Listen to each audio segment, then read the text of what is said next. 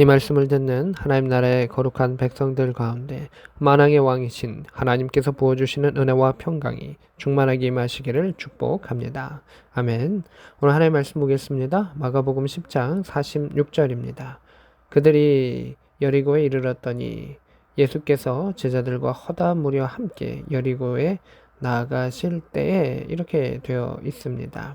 그래서 지금 여리고에 이르렀다라고 하는 것은, 여리고 하면 이스라엘 백성들은 생각하는 것이 예루살렘에 들어가는 관문인 것이죠. 특별히 남쪽 지방에서 예루살렘에 올라가려고 하면 여리고를 반드시 통과를 해야 하는데, 그만큼 여리고는 중요한 지역이었습니다. 이제 예수님이 곧 예루살렘에 들어가신다라고 하는 것을 상징하는 지역이 여리고입니다.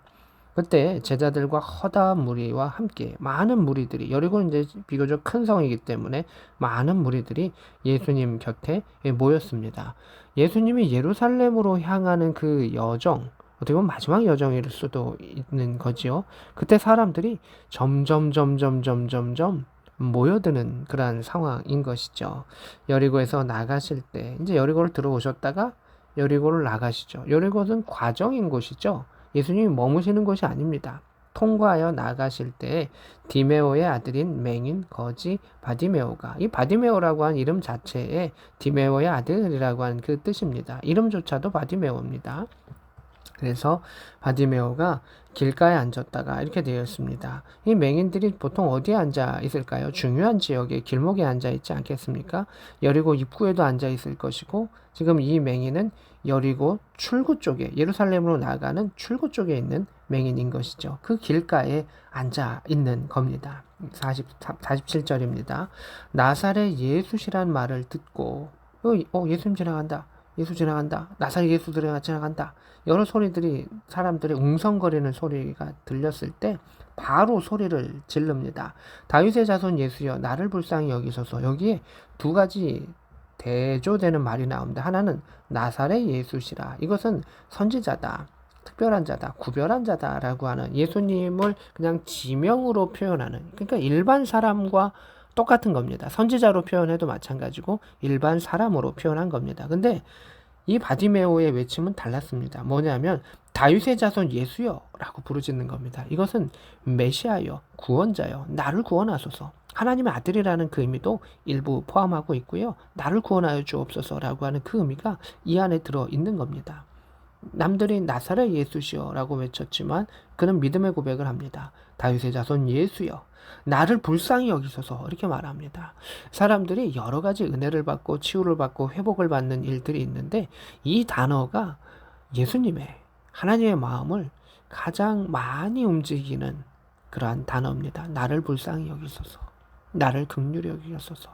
믿음의 고백 중에 가장 주님의 마음을 움직이는 그 말이죠.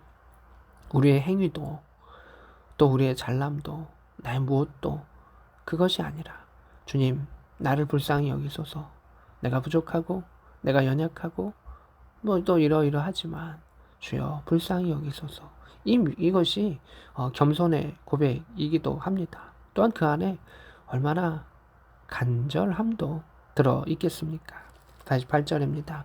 많은 사람이 꾸짖어 잠잠하라 이렇게 이야기합니다. 이거 얼마나 한두 사람이 하는 게 아니고, 예수님 가시는데 시끄럽게 하니까 뒤따르던 일반 무리들과 제자들과 사람들이 있는데, 시끄러우니 조용해라, 너 뭐야? 라고 위협을 하는 거죠.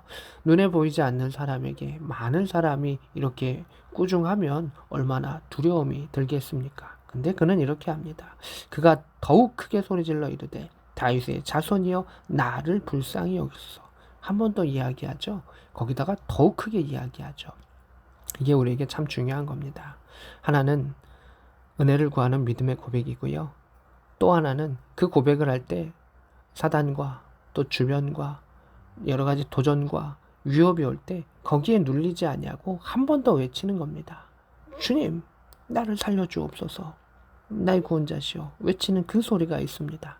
한 번 기도하고 안 되는구나, 한두 번 기도하고, 그것이 아니라 그 외침 가운데에 간절함들이 있는 것을 보게 됩니다. 49절입니다. 예수께서 머물러 서서 그를 부르라 하시니, 이렇게 되어 있습니다. 여기서부터 이제 반전이 되는 거죠. 예수님의 걸음을 멈추게 합니다. 예수님은 여리고를 지금 통과하고 계십니다. 여리고에서 어떤 기적도 일으키실 생각이 없고 그저 지나가시는 과정입니다. 많은 무리가 따라오고 보지만 많은 무리들은 그저 관심과 호기심과 기대와 내가 어떻게 뭘 좀 더 얻을 수 있을까 이런 것이었지만 예수님은 그 믿음의 고백 또 그 간절함에 그 긍휼히 여겨달라고 하는 그 고백 속에 주님의 걸음이 탁 서게 됩니다. 그를 부르라. 그들이 그 맹인을 부르며 이르되 안심하고 일어나라 이렇게 되어 있습니다. 전에는 그 주변에 있는 사람들이 위협합니다. 시끄러워 라고 말했지만 예수님의 걸음이 서시면서 데려와라 라고 말씀하시니까 주변의 소리가 어떻게 됩니까? 반전이 이루어지게 됩니다. 우리는 환경을 두려워할 때도 있고 그 상황을 두려워할 때도 있고 사람을 두려워할 때도 있습니다. 그러나 예수님의 마음이 움직이시면 그 모든 것들이 한마디 가운데 반전이 되고 바뀌는 놀라운 역사를 보게 됩니다. 이것 또한 하나님의 기적인 것이죠. 그래서 우리가 주목해야 될 것은 사람의 소리가 아닌 하나님 나를 불쌍히 여겨 주옵소서라고 하는 그 엎드림의 시간이 결국 주님의 뜻을 이루어가는 것을 보게 됩니다. 그들의 말의 톤이 바뀌죠. 맹인을 부르며 이르되 안심하고 일어나라. 전에는 잠잠하라 라고 했지만 이제는 안심하고 일어나라. 그가 너를 부르신다 라고 이야기하죠. 모든 것의 주권이 하나님께 있음을 우리는 바라볼 수가 있습니다. 아멘. 50절입니다. 맹인이 겉옷을 내버리고 뛰어 일어나 예수께 나아오거늘. 여기 우리 중요한 단어들이 있습니다. 마가는 아주 짧게 썼지만 단어 하나하나에 중요한 의미들을 많이 넣었죠. 겉옷을 내버리고 이렇게 되어 있습니다. 우리는 이것을 놓칠 수가 있습니다.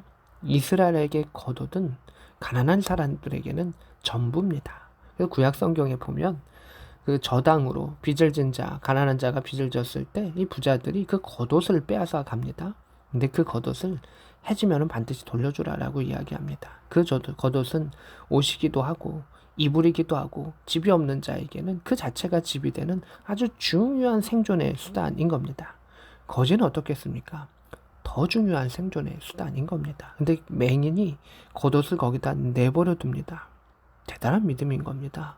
맹인이 겉옷을 내버리면 그 겉옷은 누가 거짓 거지만 누가 훔쳐갈 수도 있고요. 또 다시 왔을 때 그 자리를 잘 못 찾을 수도 있고요. 그 옷이 어디로 갈지 잃어버릴 수 있다라고 한 전제가 있는 것이죠. 근데 그것을 내버립니다. 마치 제자들이 예수님의 부름 가운데 그물을 내버리고 자신의 그 전부를, 자신의 미래를, 자신의 그러한 일터를, 돈벌이를 버리고 나아간 것처럼 거지에겐 그게 전부였던 겁니다. 그것을 내버렸습니다. 내버릴 수 있는 이유는 무엇입니까? 주님께서 부르시면 주님께서 나를 고치신다라고 하는 믿음의 확신이 있었던 겁니다. 이 바디메오는 거지지만 그에게 예수님을 직접 체험한 바는 없었지만 그 소리를 들으며 그 안에 믿음이 있었던 겁니다. 믿음이 자라났었고 결단했었고 외부의 위협 가운데 꺾이지 아니했었고 그리고 마지막 순간에 결단하며 주 앞에 나아갔었던 그를 바라보게 됩니다. 이 여리고의 사건은 정말 중요한 사건입니다. 믿음의 사람들에게 중요한 사건입니다. 하나님의 기적이 일어나지 않을 곳에서 일어나게 되고요. 많은 무리 가운데 오로지 이 바디메오가 그 기적을 체험합니다. 이제 예수님은 십자가에서 돌아가시죠. 그 일들 가운데에 정말 마지막 기회라고 하는 그곳을 바디메오가 얻었던 것이죠. 예루살렘에 가셨으니 다시 복귀하실 때 내가 예수님을 만난다? 교만인 겁니다. 사람들이 나를 위협하니 나중에 얘기해야지. 교만인 것입니다. 진정한 간절함과 엎드림은 그때의 주님 앞에 엎드리는 것이고 또 주님께서는 그들을 외면하지 않으셨던 것을 보게 됩니다. 51절입니다. 내게 무엇을 하여 주기를 원하느냐? 선생이며 보기를 원하나이다 라고 이야기합니다. 명확한 소망이 있는 것이죠. 또 치유하신다라고 하는 믿음이 있는 것이죠. 52절에 예수님이 이렇게 이야기하시죠. 내 믿음이 너를 구원하였느니라. 예수님은 그 치유의 이유를 분명하게 이야기하십니다. 너의 믿음이다. 내가 너를 치료한다라고 하는 그 믿음이 너에게 있었고 너는 나를 불렀다. 그리고 그것을 통해서 나는 내 걸음이 멈췄다. 그가 곧 보게 되어 예수를 길에서 따르니라. 이렇게 되어 있습니다. 예수님의 어떻게 보면 제자됨이고 또 예수님을 따르는 그 믿음의 역사가 일어나고 또 예수님은 그를 야 돌아가 라고 말씀하지 아니하시면서 그 마지막 기회를 누리게 하셨던 하나님의 은혜를 보게 됩니다. 주 안에서 하나님께서 사랑하시는 귀한 성도 여러분, 우리 안에 예수가 그리스도시고 하나님의 아들이시다는 큰 믿음 가운데 간절하게 하나님 앞에 엎드릴 수 있기를, 나의 자녀들과 우리의 삶 가운데 주여 긍휼히 여기소서 불쌍히 여기소서라고 하는 엎드림 가운데 예수께서 그 걸음을 멈추시고 또 우리에게 음성 들려주시기를 원합니다. 하나님의 그 하나님 앞에 엎드리는 믿음의 역사를 통해서 그 지경이 넓어지고 바로 이 순간에만 이룰 수 있는 하나님의 뜻과 또 하나님의 기적을 체험할 수 있는 복된 저와 여러분 될 수 있기를 우리 구주 예수 그리스도의 이름으로 축복합니다. 아멘.